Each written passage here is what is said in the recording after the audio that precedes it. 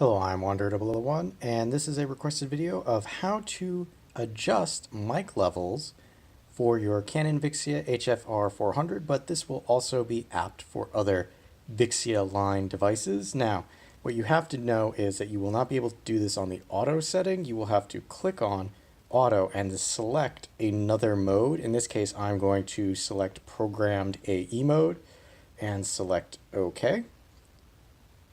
Now we'll just give that a chance to actuate.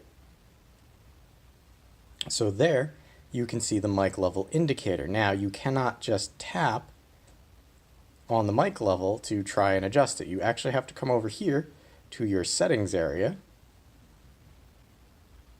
which is a little tricky to do around the camera, but we'll come down to mic level, select it, and you'll notice right now it's on manual mode. You can just select auto and it will have the mic level automatically adjust for you so that you don't blow out your mic. Or if you leave it in the manual mode, when it focuses again, come on, focus, there we go, you can use these left and right arrows to move